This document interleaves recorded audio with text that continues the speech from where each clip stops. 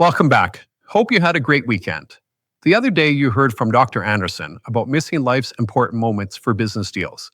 Today, I'm going to show you what that pattern is doing to your body and why your current approach to success might literally be killing you. Welcome to what I call the executive health crisis, a set of statistics that should terrify every high achiever. Let's start with the hard facts. Across North America, cardiovascular disease remains a leading killer. In the United States, one person dies every 33 seconds from cardiovascular disease.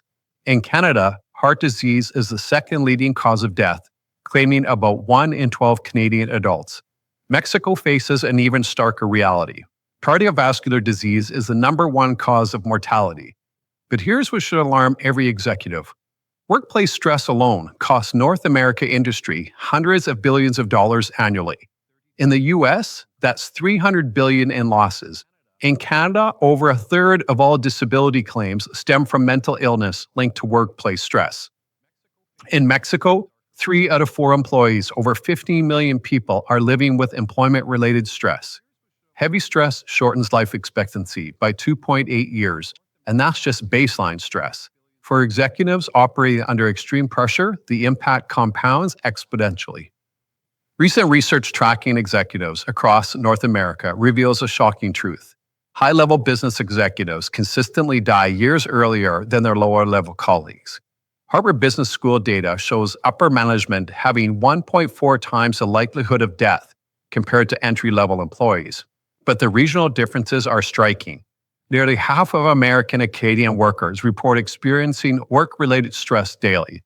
In Mexico, workers face the longest hours in the OECD, working up to 450 hours more than the average American each year, for less than 1/5 of the pay.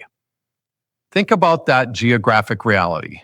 Whether you're running a company in Toronto, Mexico City, or New York, your success strategy is systematically shortening your life.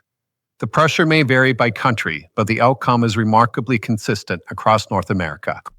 But premature death isn't your only concern. The research on cognitive impact should terrify you even more. Executives working more than 60 hours per week show brain scans similar to those of patients with early-stage cognitive decline.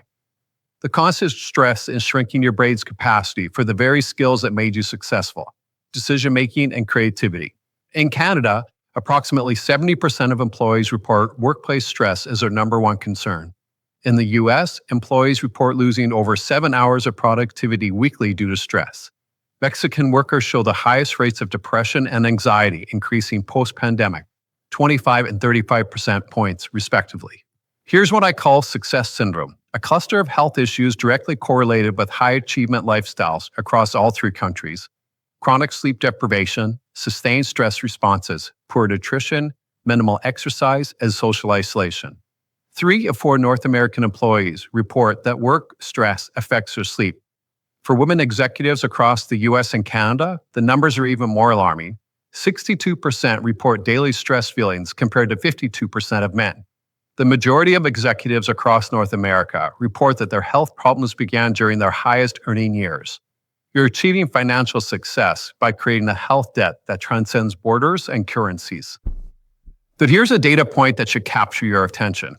Companies led by health-conscious executives significantly outperform those led by workaholics and long-term growth metrics across all North American markets. Healthy leaders make better decisions, inspire superior performance, and create more sustainable success. The World Health Organization confirms that for every dollar invested in employee mental health treatment, there's a $4 return in improved productivity. And this multiplies at the executive level, regardless of whether you're operating in US dollars, Canadian dollars, or the Mexican peso. The data is undeniable across the United States, Canada, and Mexico. Your current definition of success is unsustainable. You're optimizing for short-term financial gains while creating long-term health debt that will eventually destroy everything you've worked to build.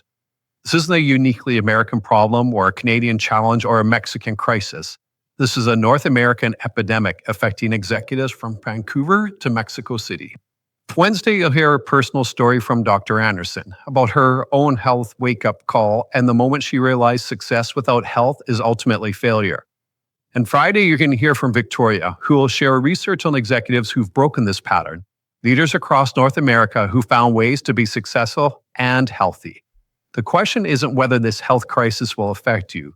The statistics suggest it already has. The question is, how much of your life are you willing to sacrifice for success that won't matter if you're not alive to enjoy it? If you're curious to know more about my Fearless Living program, then click the link or scan the QR code. I'd be honored to walk with you.